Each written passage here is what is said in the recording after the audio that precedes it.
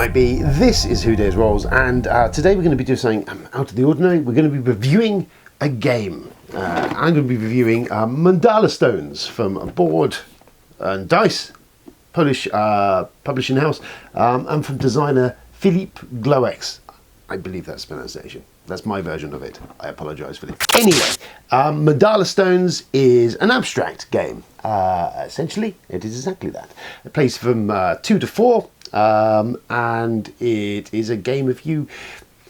A lot of you're supposed to be artists performing these mandala patterns. However, thematically, none of it really. It's an abstract, so the theme doesn't really make a whole lot of sense anyway. But even the mandala, you're not really making mandalas in it. It's a weird mix. It's been kind of lined up with a similar sort of abstracted games like Azul, stuff like that. Again, I'm not so sure it is that.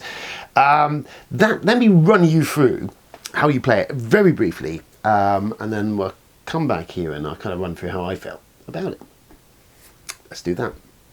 So, playing Mandala Stones is very simple. You have a player board each where you will be placing the stones that you're collecting off the main board into different stacks that will give you different point values depending on the colours. You can trigger the colours and the stack quantities, and there's all various ones either to do with the height of the stack, where the colours rest on that, or in how many different deviations or versions of colours there are.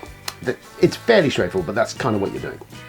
You can also score just the top tier of every single one of your stacks, and you'll just get a point for that. All the stones you score will go onto the main scoreboard. There is also points to be gained as you go around this spiral. Little points there, you'll get them if you're the placement of your stone onto there. Along with all that, there is a set of end game scoring cards, which will give you points depending on the colours or shapes or whatever you've collected during the game, and what's left on your player board at the end of it. How you actually play the game, the board it's set up in this fashion with all the stones on there, with these spots on the board where you're going to place your artists, these black pillars.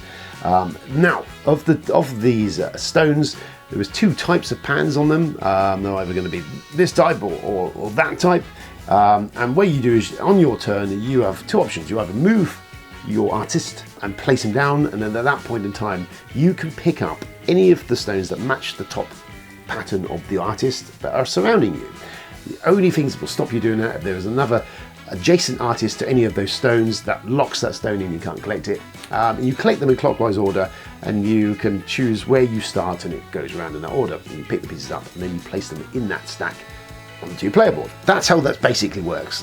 What your kind of the tactics and strategy of the game is, what you're attempting to do is kind of get lines of colour on your things, because when you score, you're going to score the colours. So you're looking really to get stacks where you can line up so that you can hit a stack of as maximum amount of those stacks on your player board when you score.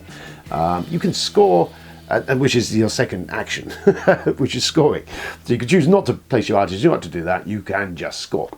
And yes, scoring really is you're looking to kind of get the most amount of one colour, so that you score the maximum amount of your stacks when you do it. Kind of min-maxing that is the key to it. However, that's easier said than done when it comes down to the fact of, especially the player count does alter how the tactics work in the game. So that's it. That's how it all works. And it's all kind of brisk, it's all kind of light, it's all kind of breezy. And as a 2-player game, I found it really enjoyable. It really worked, that to and fro of you. You've got a bit of kind of board space. It's not quite so much blocking going on. You're able to score some quite nice things, get a nice row of stacks on there and bang, score a few in turn after turn. It becomes a much more enjoyable kind of tactical sort of play. As the board state is, you can kind of sort of see where the board state is going. When you throw in a 3 or definitely a 4-player game, the game then just becomes a random, almost luck fest, because there's so much movement of the artists on the board. The board state is going to radically change before it comes back round to you, so that any long-term tactics pretty much are out the window, because you don't know what you'll be looking at. Likewise, it kind of gets, in a 4-player game, into this kind of Cold War situation where people are desperately trying to make sure they get what they want, but also locking off everyone else from getting really anything decent from that placement of the artist. So it also tends to grind the game down into this kind of what is in a 2-player game, kind of brisk, kind of hearty, light enjoyable sort of puzzly strategy game to this kind of more kind of cock block situation constantly going on, or if you do mess up, then you kind of give points away. And so there is a little tactics between when to score, when to place. So if the placement is just not going to be convenient for you, then score if you can. But often that's you're not scoring the max value you could have. So you kind of having to take the secondary thing. Okay, damn, well, I'll score rather than give stuff away. So really, it's a great two-player game, but it then kind of prices itself at the point of, is it worth the investment into that if you're never going to, or if you're rarely going to play it on the higher player counts? And I say that because on the higher player counts, I cannot recommend it really. It is just random fest. Whereas games like Azul, which I played, which is this has been compared to, it just feels there's a lot more strategy to that. You've got a lot more control over your board and what you're doing.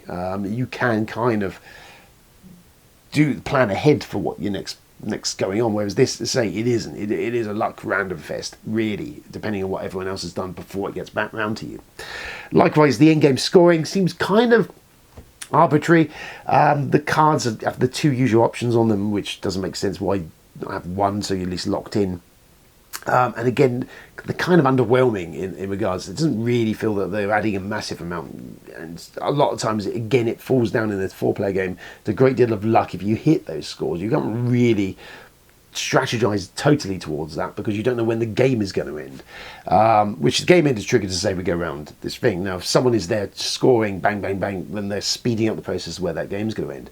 So you could potentially be playing a game where you're lining yourself up 2 turns from now to score off and bang, get loads of points, where player 3 and 4 are just score, and suddenly that swings round and you're caught going, I'm not going to be able to do that.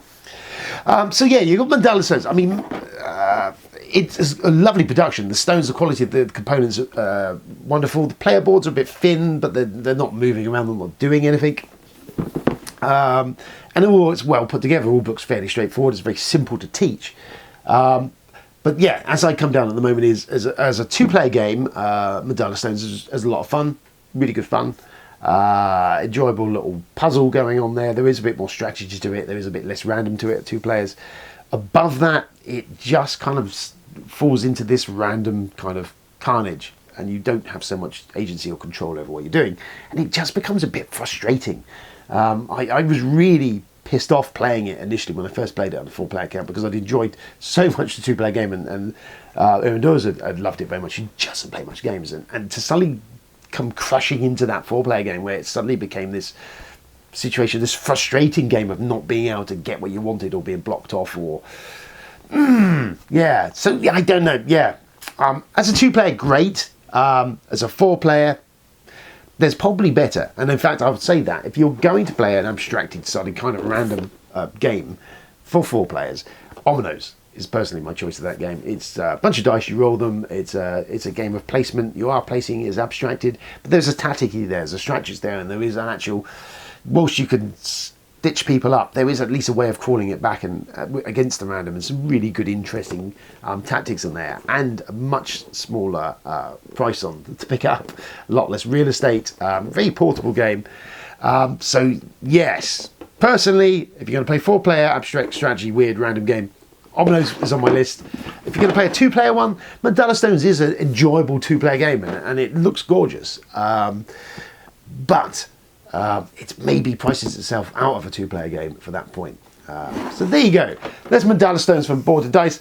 Thank them. They did supply the review copy of that, and thank you very much for doing that. It's, as I say, take a look, and there's a bunch of reviews. I know it's been proved very popular for some people. It looks gorgeous, as I say.